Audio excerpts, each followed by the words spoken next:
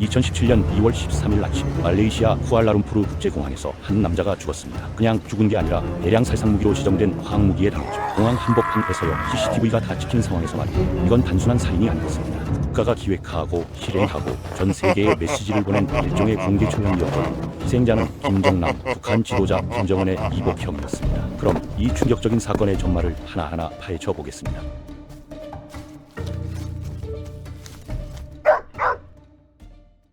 사건은 오전 9시 출국장에서 벌어졌는데 김정남은 출발 안내판을 보고 있었어요. 평범한 여행객처럼 보였죠. 그런데 갑자기 두 명의 여성이 거의 동시에 다른 방향에서 그에게 다가왔습니다. 몇 초 만에 그들은 그의 얼굴에 액체를 발랐고 바로 각자 다른 방향으로 빠르게 사라졌어요. 이 모든 게 불과 수초 만에 일어났거든요. 김정남은 곧바로 공항 의무실로 달려갔고 직원들이 아트로핀이라는 해독제를 투여했지만 소용없었습니다. 그는 공격 후 15분에서 20분 사이에 사망했어요. 장기 손상과 호흡 부전으로 말이죠.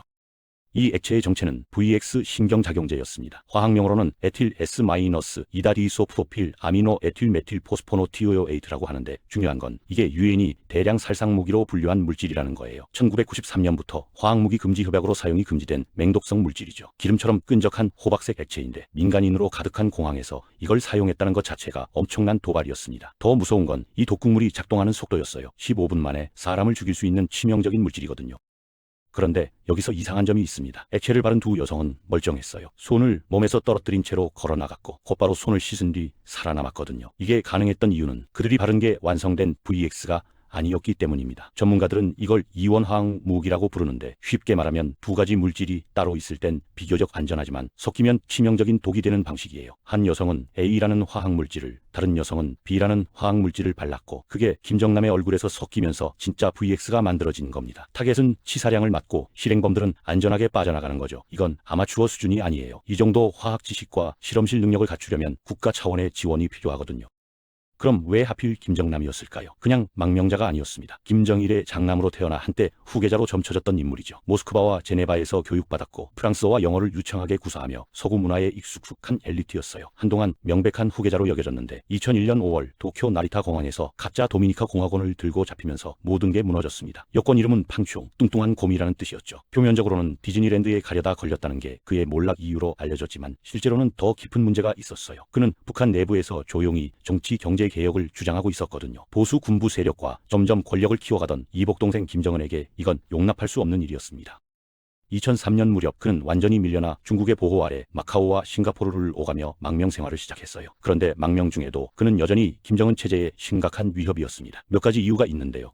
우선 그는 백두혈통의 장남이라는 상징성을 갖고 있었어요. 비록 권력에서 밀려났지만 여전히 대안 세력의 구심점이 될 수 있는 존재였죠. 게다가 가끔 인터뷰에서 세습체제를 비판하고 정권의 방향에 대해 회의적인 발언을 했습니다. 그러니까 상징적 위협인 동시에 실질적 비리적 비판자였던 거예요. 하지만 가장 결정적인 건 중국과의 관계였습니다. 베이징은 김정남을 일종의 플랜 B로 여기고 있었거든요. 평양에서 뭔가 잘못되면 대체할 수 있는 카드로 말이에요. 중국이 그를 보호한다는 건 김정은을 완전히 신뢰하지 않는다는 의미였고 평양 입장에서는 엄청난 굴욕이었죠. 그리고 마지막 방아쇠는 CIA와의 연결이었습니다. 김정남이 죽은 뒤 확인된 사실인데 그는 미국 중앙정보국의 정보원이었어요. 싱가포르와 말레이시아에서 여러 차례 담당자들과 만났고 사망 당시 그가 마지막으로 들른 곳도 랑카위였는데 거기서 CIA 담당자로 추정되는 인물과 만났다고 합니다. 그의 가방에선 12만 달러에서 13만 8천 달러 사이의 현금이 발견됐는데 이건 아마 그 미팅에서 받은 정보 제공 대가였을 거예요. 적국에 정보를 제공하는 행위, 이건 모든 걸 바꿨습니다. 그는 이제 단순한 골칫거리가 아니라 제거해야 할 실존적 위협이 된 거죠. 김정은 입장에서는 더 이상 용납할 수 없는 선을 넘은 거였고 그래서 이번엔 조용한 암살 시도가 아니라 극단적인 방법을 택한 겁니다. 전 세계에 강력한 메시지를 보내야 했으니까요. 실제로 김정남은 자신이 노리고 있다는 걸 알고 있었어요. 2012년에 이미 암살 시도를 한 번 피했고 사망 당시 그의 가방에서는 아트로핀 12병이 발견됐습니다. 신경작용제 해독제를 12병이나 들고 다녔다는 건 그가 단순히 불안해서가 아니라 화학무기 공격을 진지하게 예상하고 있었다는 뜻이에요. 그의 두려움은 완전히 정당했던 셈이죠. 그럼 북한은 어떻게 이 작전을 실행했을까요? 가장 냉소적인 부분은 두 여성을 이용한 방식이었습니다. 시티 아이샤는 인도네시아 출신 마사지사였고 더 나은 경제적 기회를 찾고 있었어요. 또한 티후엉은 베트남 출신으로 연예계 진출을 꿈꾸며 소셜미디어 유명세를 원했죠. 북한 정보부는 이들을 각각 따로 접근했는데 중국이나 일본 TV 제작자로 위장한 공작원들이 그녀들에게 유튜브용 몰래카메라 장난 프로그램 출연을 제안했습니다. 한 번 할 때마다 $90를 주겠다고 했어요. $90로 사람을 암살하게 만들었다니 터무니없어 보이지만 그들에게 그렇게 설명하지 않았거든요. 핵심은 조건화 과정이었습니다. 이건 단발성 일이 아니었어요. 수십 번의 연습을 거쳤거든요. 그녀들은 공항이나 쇼핑몰 같은 공공장소에서 여러 차례 가짜 장난을 쳤어요. 낯선 사람들의 얼굴에 베이비 오일이나 로션 같은 무해한 물질을 바르고 걸어가는 행동을 반복했죠. 이 과정은 두 가지 효과가 있었습니다. 여성들이 그 행동 자체에 익숙해지게 만들었고, 나중에 법정에서 사용할 방어 논리의 기반을 만들어줬어요. 그녀들은 진짜로 그냥 또 다른 장난이라고 믿었거든요. 리얼리티 TV 문화를 무기화한 거나 다름없었습니다. 여성들은 그저 도구였을 뿐이고 진짜 설계자들은 따로 있었어요. 리환, 홍성학, 오종길, 리재남, 이렇게 4명의 북한 정보원이 작전을 지휘했다고 확인됐습니다. CCTV에 그들이 공항에서 멀찌감치 떨어져 작전을 관리하는 모습이 찍혔거든요. 그리고 중요한 건 이들이 암살 당일 모두 말레이시아를 빠져나갔다는 겁니다. 국가 차원의 지원 흔적도 명백했어요. 북한 대사관 차량이 동선에 사용됐고 국영항공사 고려항공 직원 김웅일도 연루됐죠. 그리고 사건 이후 대사관 자체가 개입했습니다.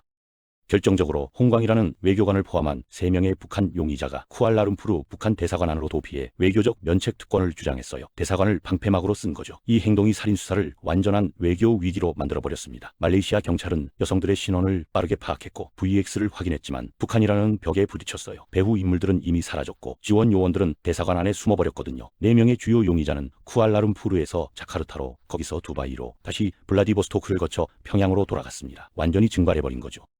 북한은 수세에 몰린 게 아니라 오히려 공격적으로 나왔어요. 말레이시아 주재 북한 대사 강철은 기자회견을 열어 말레이시아가 남한과 미국 같은 적대 세력과 공모해서 북한을 모함하고 있다고 황당한 주장이었고 외교 프로토콜을 완전히 무시한 행동이었죠. 결국 말레이시아는 강철 대사를 추방했지만 평양은 여기서 멈추지 않고 더 극단적인 조치를 취했습니다. 2017년 3월 7일 북한은 북한 내 모든 말레이시아 국민, 주로 대사관 직원과 가족들 총 11명의 출국을 금지시켰어요. 사실상 인질로 잡은 겁니다. 말레이시아 총리가 인질이라는 표현을 직접 쓸 정도였죠. 말레이시아도 보복으로 자국 내 북한인들의 출국을 막으면서 완전한 외교 교착 상태에 빠졌습니다.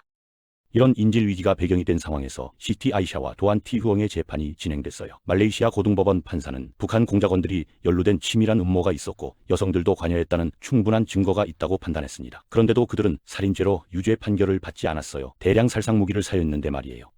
어떻게 이럴 수 있을까요? 지정학이 정의를 짓밟은 겁니다. 인도네시아는 시티를 위해 최고 위급에서 끊임없이 로비했고 양국 관계를 내세웠죠. 결국 말레이시아는 그녀에 대한 살인 혐의를 철회했습니다. 검찰이 스스로 기소를 취한 거예요. 그녀는 풀려났습니다.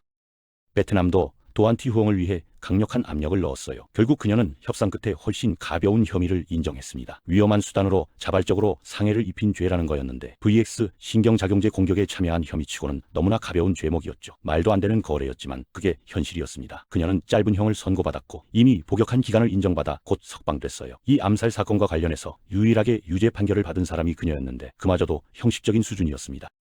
잠깐 멈춰서 생각해 볼 필요가 있어요. 북한이 외국 땅에서 대량 살상무기 공격을 감행했고 모르는 사람들을 도구로 이용했으며 모든 공작원을 빼돌렸고 외교적 면책 특권과 인질극을 동원해서 결국 기소국을 압박해 중범죄 혐의를 취하하게 만들었다는 겁니다. 이게 결론이에요. 법적 절차가 외교 협상의 도구로 전락했고 말레이시아 국민들을 돌려받는 게 우선이 되면서 살인에 대한 책임 추궁은 완전히 뒷전이 된 거죠. 정의는 완전히 무시됐습니다. 북한은 완벽하게 빠져나갔어요. 그쪽에 연루된 사람은 단 한 명도 처벌받지 않았거든요.